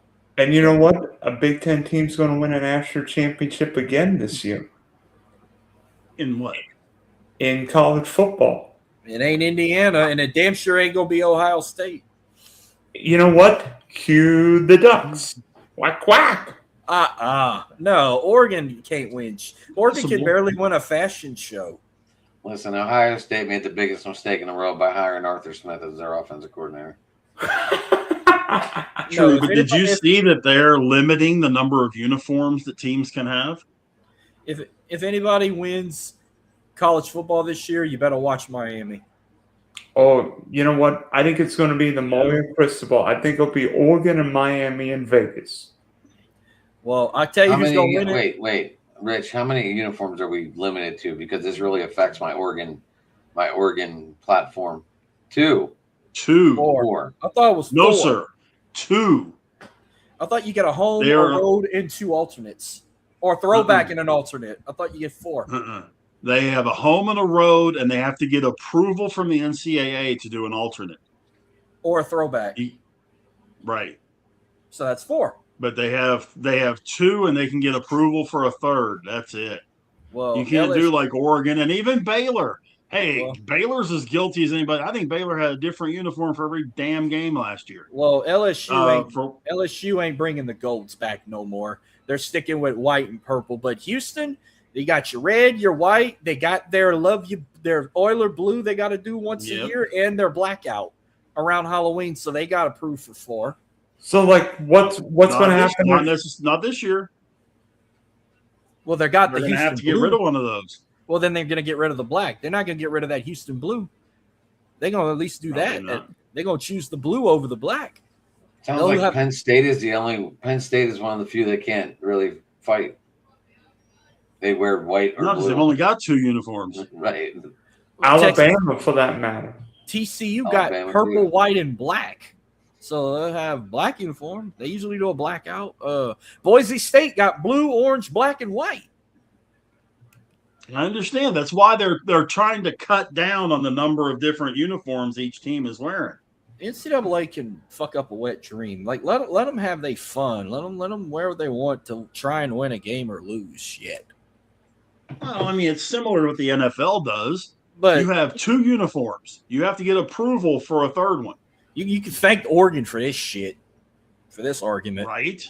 If Oregon wouldn't have started wearing a different uniform every game all season long, we wouldn't have had this issue. But it just so happened that their biggest booster was Phil Knight, and Nike decided to go absolutely ape shit on Oregon uniforms.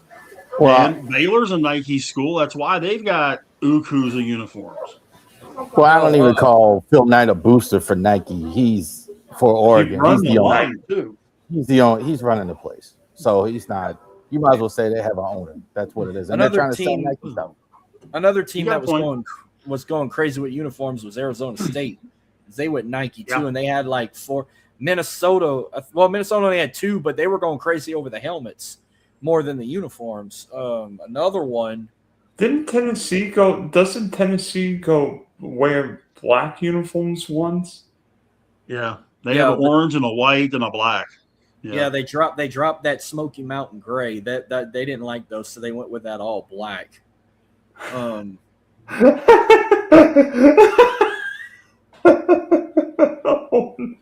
Where the hell's Papa J tonight? Come on in, man. Where you at? I like his little pirate mascot head. Now the Saints have 4 uniforms now. They got black, white, their color rush, and their shit gold that everybody hates. Well, what's going to happen with my Jags? Because we have like a couple different teal uniforms. I've seen 3 uniforms from y'all: teal, black, and white. That's it. I didn't think anyone cared. And the throwback teal. Well, you got to at least one throwback night. That's like mandatory for the NFL these days. If you've been around long enough to have a throwback, like the Texans don't even have throwback or color rush. Texans don't even hold a candle for a throwback uniform. They've been having the same shit for 20 years. They even like I think they had the. I'm sorry. But Texans got 4 uniforms. They got navy, white, screw blue, and battle red. Don't the Ravens have a black uniform? Yeah, they have black, purple, and white. Yeah, Ravens have black uniform. They usually wear all black. A lot of times, if they have a Sunday night game or something, they wear black. I think the Steelers should bring back those rugby uniforms. Oh hell no! The Bumblebee. Yeah. The jailbreak? No. He said the jailbreak. No. What's those? Wait, was that y'all? They look like. Yeah, like that one. Like that one. Yeah. Yeah. Okay, what's the black one with the solid yellow numbers? Was that Color Rush? That y'all wore with the yellow numbers? Yeah, those are Color Rush. Those are I got the Rocky Blyer jersey, and yes, it's the Color Rush. I'll guess what I ordered. Sorry, Dylan. Guess what I ordered me today? I ordered my Travis Etienne Chants Saints jersey today. Oh, you know what? I've got one to raise all you guys. Sunshine. He's got Trevor Lawrence jersey. I'm calling teal. I'm calling World Cup jersey. I need to order me a Lionel Messi. I need a Messi Argentina jersey, and I need a Ronaldo Portugal. I call him Megan Rapinoe. Rappy. Oh, he got a Christian Pulisic jersey. Good. Wear it Thursday night. Yeah. Wear it Thursday night while I wear. If mine's here, I'll jump in. Well, you should just pop in no matter what. I'm thinking, you know what? I went Hold to a on. ball when when the U.S. played Belgium 2014 World Cup, and I'm like, I'm not going to do it on Thursday night because it'd be way too late. Might do it for the first, second knockout game. Say again, though. I'm,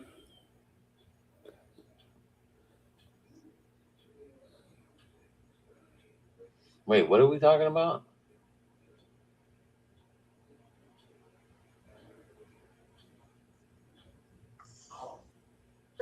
The man wants an Adam jersey, man. It's right over there in the corner. Driving to the Top Productions. There you go. There you go. What color should we be, boys? Black? Black and gold.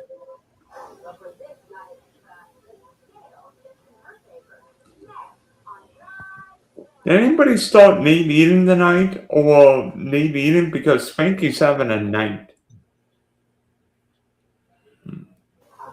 Who? Nadine's having a night in Denver. By the way, Dylan, completely off the record, off the beaten path here. Did you see the message I put in the chat for baseball? No, but okay. Thursday, I got one or two options. Should I wear fantasy baseball? Oh no, I haven't. All right, so for the watch along, when you get a chance, check it out. What? Should I wear? Do what now, Marcus? For the watch along, should I either wear my American Bullet Club shirt or get a little fancy and wear this?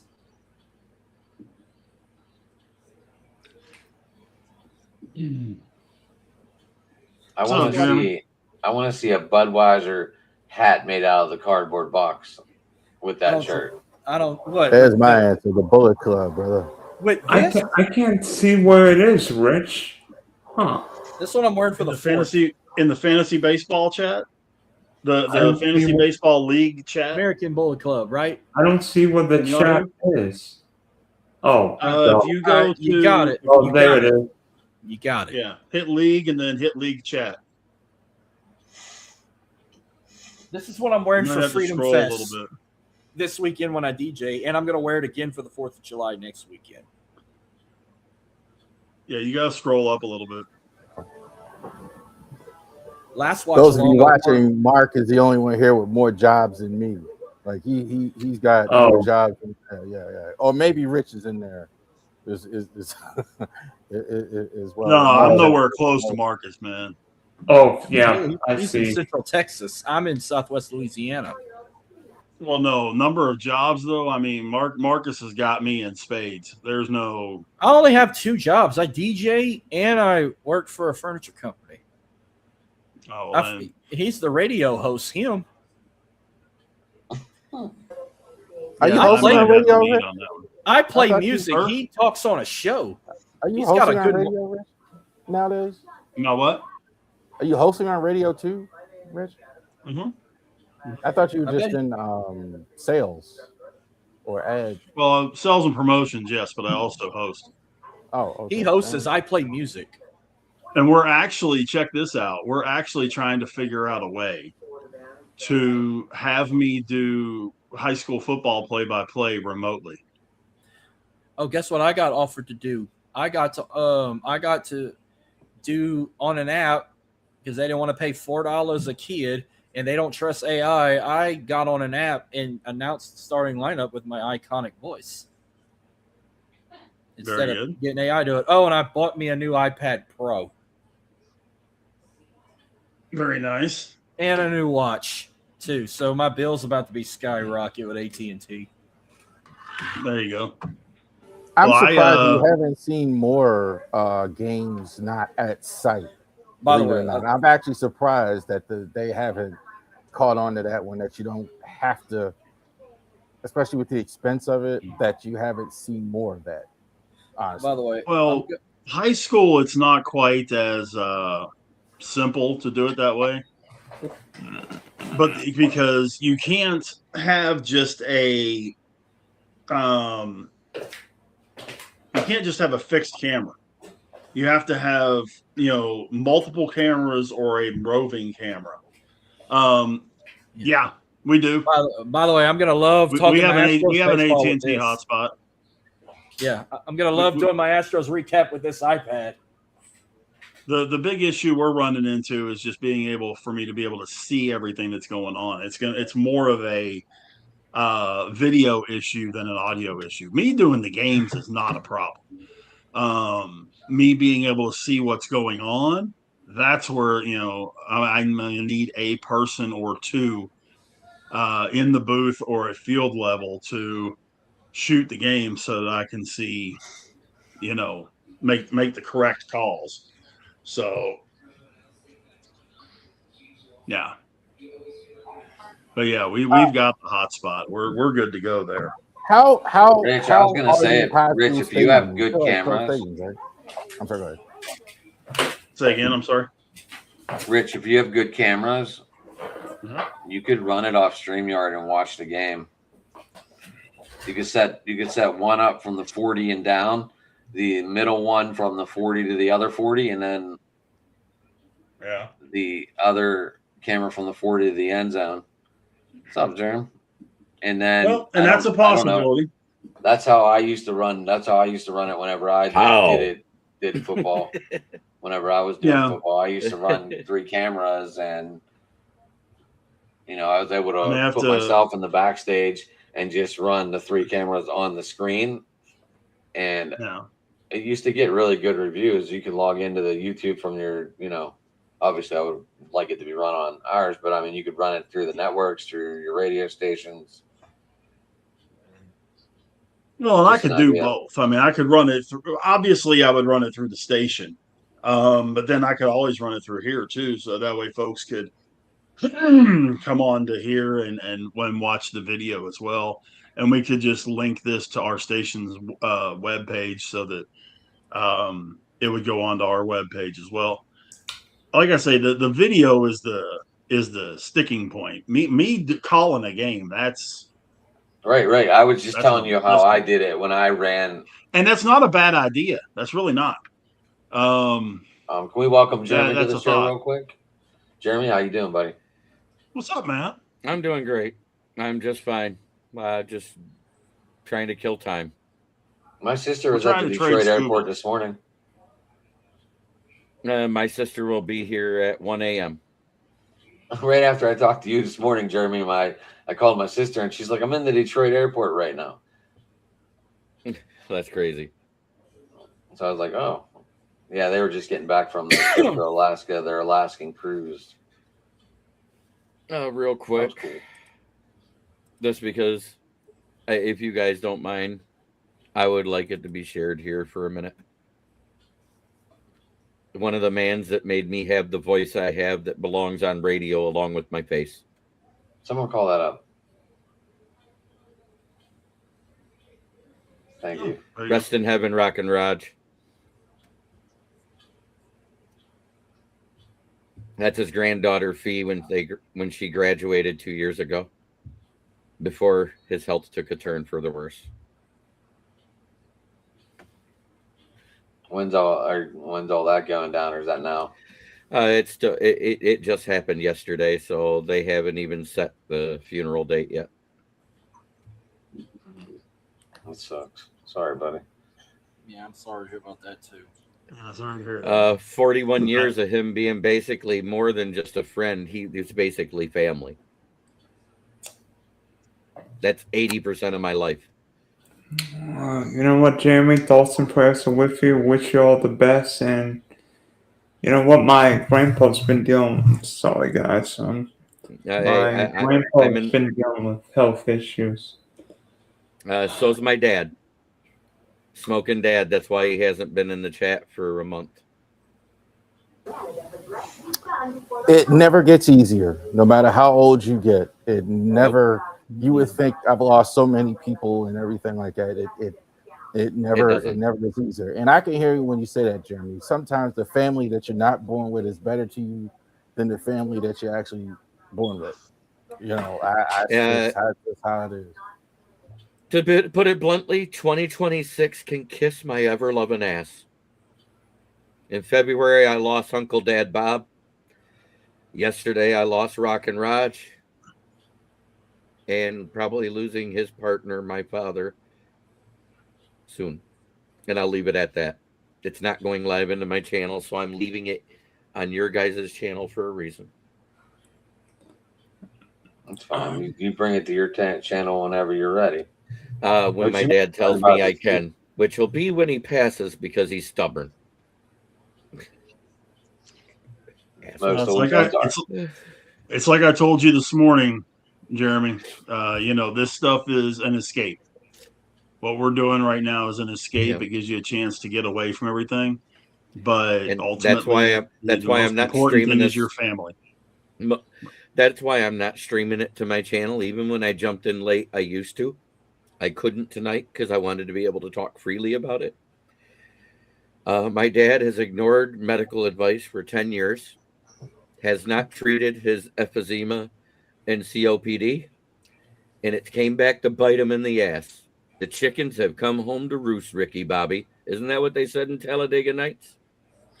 Yep. Jeremy, I don't know if you'd be willing to ask, but how old is your father? 76 years young, 21 years older than me. My mom is 74. My stepdad is right in between them because he was born a year after my father and a year before my mom. So she has this thing about those guys slightly older than her, but that's okay. How's your mom doing? My mom's great, but she commiserated with me when I came home Father's Day to tell her the news.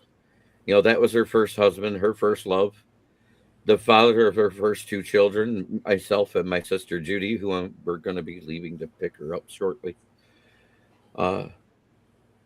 And I told my dad that she was coming, and she goes, "You better tell her to stay up away from my home because I don't want her here." Man, I wish there was something we could do. You know what? Maybe the Detroit Lions Super Bowl would help you. If I thought he'd be alive to see it, it would. I mean, you remember that playoff game when the long-time Detroit Lions season ticket holder was there when the Lions got those playoff games? Yeah. Thank you, Boston Paul. Did somebody stream this to my channel? No, Paul's been with us the whole show. Okay. No. Paul's been with us the whole show. I think that was Megan. Yeah, What? no, I saw Boston Paul and I saw Megan both. It just freaked me out for a second. Paul's been with us the whole show. I don't know about Megan, but Paul's been with us the whole show. I didn't. What are you talking about? Oh, I did. Why? He wanted to go out for a second. That's what he said. Oh, okay. I think about listen to him talk like that. I think about how I'm here every week, and I think about my Come back in whenever you want, man. I can't. That was I was in the middle of a sentence. Who pulled me out? Sorry, that was me. I'm an idiot. I want to say thank you to Papa J. Thank you to Boston Paul. Thank you to Megan. Boston is a part of our roundtable talks we do every week. Megan is a part of my NFL roundtable talks. And Papa J, I don't know who you are, but thank you. This community, like Papa J. This community has been amazing to me. I just surpassed 741 subscribers today. I gained 2, giving a moment of silence for Rock and Raj. This week's hard on me. And I don't care. I'm a grown-ass man. I don't care if I cry on stage anymore. You know why? Because life's too short to bottle up your feelings. And real men cry. I'm not good on stage. Off stage, that's a whole different story. Jeremy, you've seen me do it when I talk about my dad, so I feel you, man. You know what? When Megan, smoking dad is dying. That's why he hasn't been in the chat.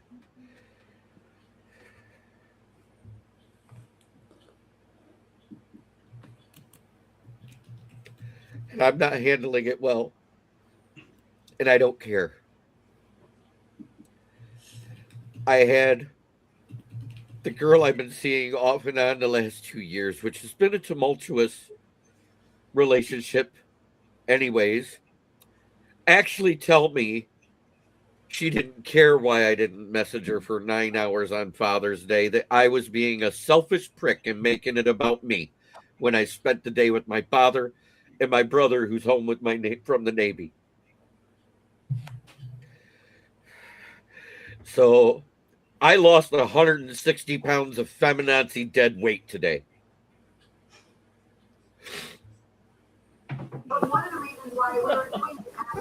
Yes, Dude, you know you got my number. Laugh. I said it to be funny. I don't mean I to said it on purpose. Yeah, I'm sorry. Any woman that wants to be comforted a month ago because her mother has cancer that was put as inoperable stage 3 and was going through chemo, and within 3 weeks it reduces to stage 2, so now it's operable. She just has to get healthy enough to have surgery. Could sit there and say, oh yeah, my mom is dying too. She can kiss the snotty end of my you-know-what. And you know what, as Toby Keith would say, you could put, you know what, maybe she needs a boot in her, you know what. You could say it, Dylan. You could say ass. because it's the American way. Okay, I'm going to say it as bluntly as I can. She can kiss the Yes, snotty that's what end of we my need. fuck stick. There you go. Because you know what? I'm done. I've come to the Yinzer mentality now that modern women are useless and I'm better off just buying a hooker. It'll cost me less in the long run. That's a whole nother subject. Could cost you in another way too. Hey, I don't care. I'll wear the galactic prophylactic. And if you watched old Eddie Murphy Saturday Night Live skits, you know exactly what I'm talking about. One layer of steel and one layer of galvanized rubber and another layer of rubber. That way it is guaranteed not to snap, break, bust, or rust. There's a Tracy Smothers promo in there somewhere. Women don't honor men like they used to. So I was just having a conversation about that, how like regular men don't get honored like this nowadays. Like a guy who just goes to work and just does what he's supposed to do. Papa J, I hear you. And then gets that. Watch out for them AI ones. Watch out for them robots, Jeremy. They can be Megan, programmed to kill you. You're at least respectful. We talk. I understand you. I mean, after all, one of us, well, two of us have interviewed Megan. Yes. I saw she was on your show. She was on my show every week. And if she gets mad at what I just said, I don't think sorry. she did. And by the way, Megan, I'm sorry. Did you stay up to or get up to watch the USA Australia game in Seattle last week? Oh, that was amazing. Tell me again how that ended, Dylan. 2-0. 2-0 with the great red, white, and blue winning. Take me home, country road. She says I didn't go to bed. So to the place I belong, West Virginia, Mountain Mama. Take me home, my country roads. I love that song. Right. It's one of the first songs I learned how to play on the guitar. I've only heard that song 822 times at that Everglade games down here, but I just have it don't get outplayed like Gloria did whenever the Blues went to the playoffs. Oh yeah. Yeah, and that one fan was always there. It's what, Uruguay versus Australia next in these rounds? I believe it should be Australia against Paraguay. Oh, Paraguay, excuse me. Yeah, I knew it was one of those. Australia, I knew it was one. Paraguay. I knew it was one of those teams that had the same color shirts as you, Dylan. Same time as USA Turkey. Well, yeah, the third group stage games always concurred because that way there's not any time issues. I remember back in 1982. That's not for time issues. That's for setting up to see what team needs to win and lose. Well, not just Megan time got the issues, joke. but fairness. Because Dylan overlooked that joke. I said I knew it was one of the countries that had the same color shirts you do as a uniform. I'm not sure how you beat Turkey, Megan, but you did, and they beat Dude, Turkey. Turkey And sucks. then they got I mean, Turkey haven't scored a goal. Turkey's That all only good sucks. properly roasted or deep fried on Thanksgiving. Hell, how are they supposed to win soccer games when they can't spell the name of the country? Right. Yeah, and they gotta have a special U. Turkiye. What the hell is that? And the U got 2 dots on the top. Yeah. So it's like Turkey. Well, yeah, it's an umlaut. It's an umlaut. So fucking weird. I think the E got a line over the top too. Mm-hmm. It might. Turkey eye. Turkey eye. Turkey.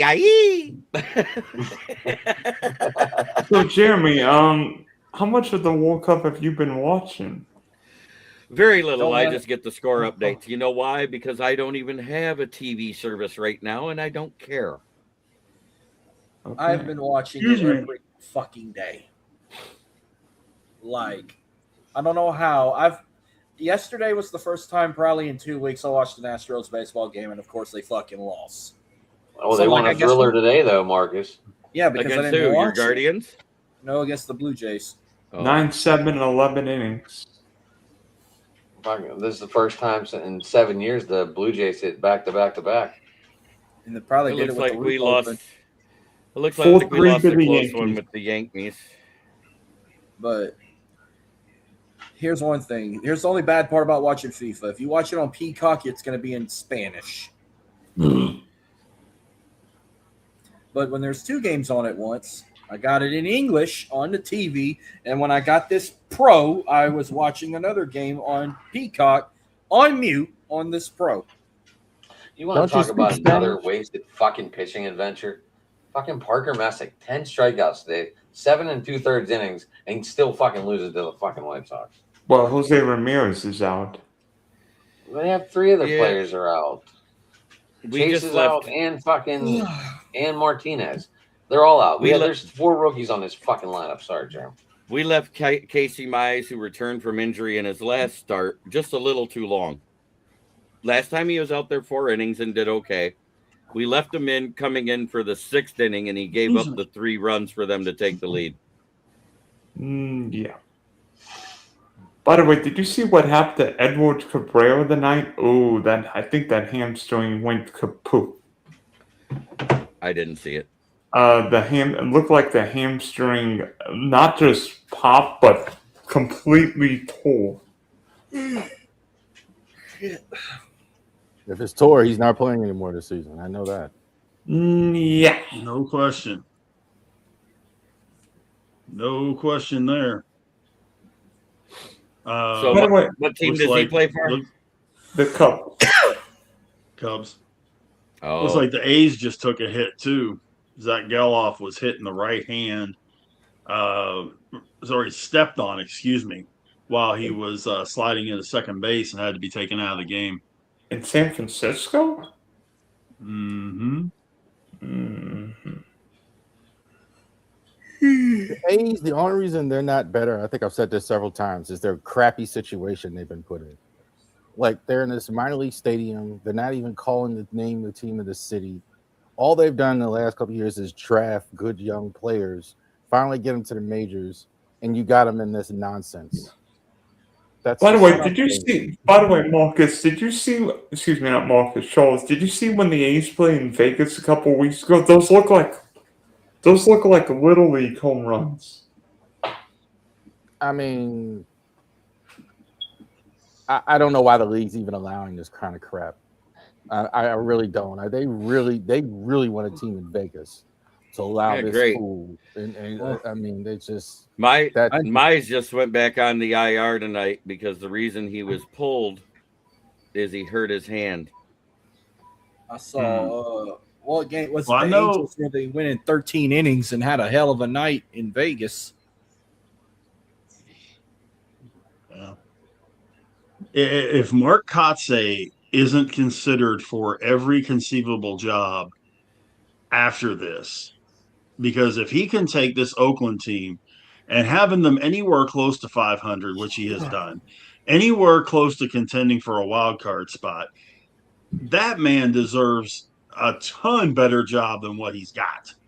So I'll if take the him over A's Scott ever Harris decide right to now. let him go, I'll take him over Do Scott what? Harris right now.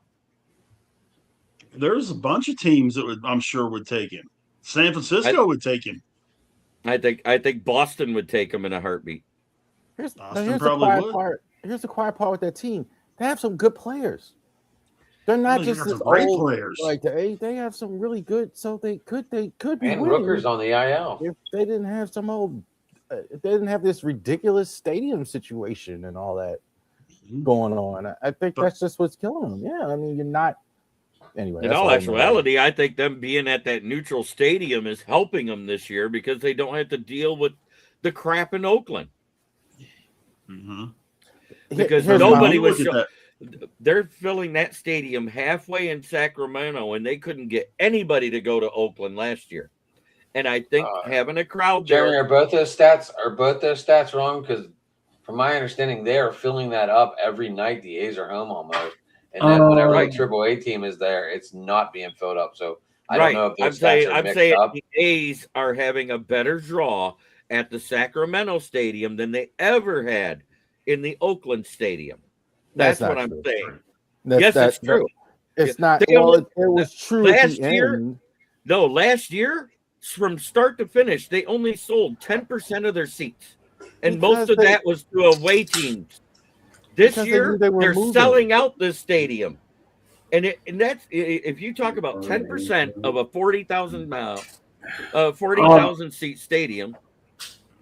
Can I? From what I'm reading, the A's are drawing 10,300 fans at home.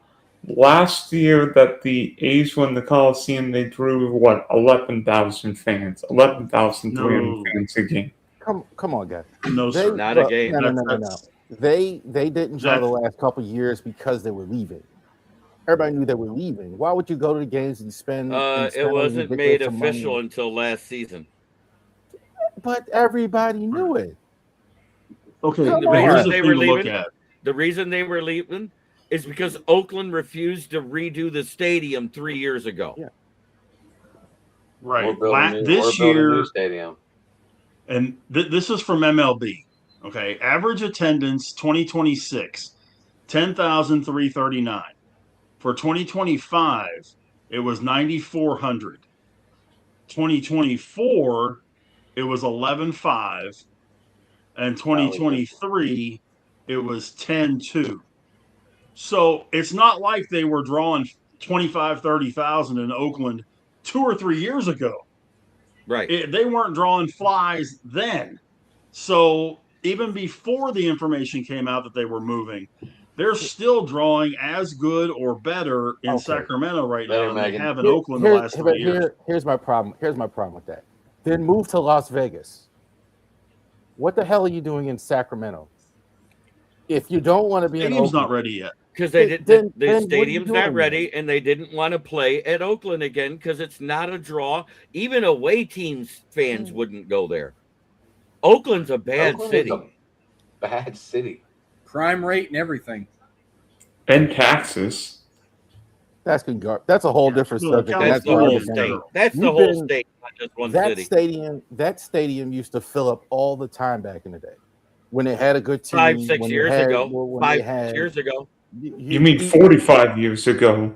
Even Billy Bean's A's drew better than what we're seeing the last few years when Billy Bean was running. So just stop. So I mean, but the whole thing is, I don't know why the league is allowing them to play in a minor league stadium that's not their state. If they're not ready, then play in the minor league stadium in Vegas.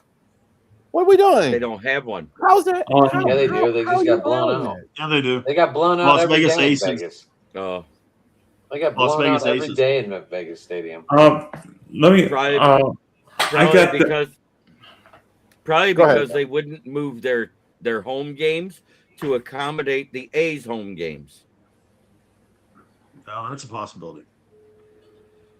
How about this? From 2021 to 2024, the A's were 15, 15, 15, 15 in AL attendance per season. Which is dead last if it's AL only. They were dead last in the majors. Yeah, they've been that way a long time. Right, That's but why he said they're AL. That's why I said And the that. team Yeah, and the team was terrible. That's any team in the league. I mean, except for, I mean, name me a team where you have good attendance and you're horrible year over year, like the A's were. Like Chicago, Detroit Tigers, who managed to always end up in the top 15, the top 10. Chicago has friends and relatives there at those games. I mean, the White Sox. I mean, there's nobody. I mean, you can't say Chicago can't support a team, even though they have two teams. I mean, the Angels, there's nobody going right now. They're terrible. I just don't like. I'm sorry. I can't. I don't. I just think that whole situation is the city blew it in Oakland. I agree with you on that. The city should have done something with the stadium. That's the old stadium, and they should have got them a new stadium. If you weren't going to do that, just move to Vegas already. If you're going to move, all this in Sacramento stuff that's not good for the league. It's not good for the players. It's not good. Period. Why do I care if I'm in Sacramento? Why would I buy a ticket? They couldn't build the major league stadium till the contract was set. The contract got set in this past offseason, which means the stadium's being built this year. And the contract was up in Oakland. So they needed a stadium to play in. Right. And Sacramento was willing to work around the schedule. Sacramento also got a brand new clubhouse built for them. Sacramento got a lot of upgrades because of this major league team coming there. Right. Okay, but even when Oakland was good, Rav, I'm looking at 2021. Okay, they finish second in the division. They win 86 games. Okay, you know what their average attendance was per game? Bad. 10,900. Oh, even worse. 8,600. As a playoff contending team, 86 and 76, third in the AL West, and they drew 8,659 people a game. Now, So, go ahead. No, go ahead, Dylan. I'll say this: some of those numbers might be a little deflated because the start of the 2021 year, stadium still used socially distanced seats, but that still shows that the A's will pull the attendant and supported. But if they had built I hate to do this, but I gotta fly. Yeah. Yeah, I'm about to. They built a new I stadium. need to have a cigarette before I got to ride with my mom. Are we gonna abandon ship, guys? Yeah, I need a fucking shower. I am. All right. So for Rich, Jeremy, Marcus, Adam, Charles, this is Dylan signing off for Open Sports Mike. Tune in to see Rich and Adam tomorrow night, 9:00, Steel City Sports Talk, right? Yep. Mm-hmm. And then Marcus and maybe yours truly will have the USA Turkey watch. Oh no, it's happening. It's just who else is coming besides me and you. I already have the link made. And then also tomorrow night on my channel, you have the NFL Roundtable Talks where you will see the lovely Megan Aussie 12 Go Cogger as one of my guests as we go over the AFC and NFC West previews for this upcoming season.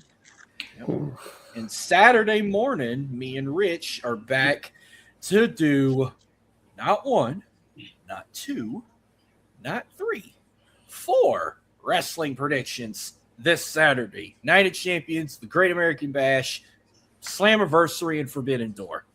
So we're not getting a famous wrestler this week. So covered? wait, It'll be 2 they're weeks. you're doing the Slammiversary into the what door? The Forbidden Door? Forbidden Door. I'm gonna slam her versary in the Forbidden Door. There we go. I that's where I was. That's what I heard. On a And I Night of was Champions, I'm gonna give her a Great American Bash by Slammiversary in her Forbidden Door, like- which is the day and of and it's gonna champions, be because a it's at Night 1 of o'clock. Champions because Rich and I are doing it together. And on that note, Come on, ride that train. Have a good night, everybody. Name it. Night, Name it, guys. Thomas. Our new tag team name is Naughty by Nature.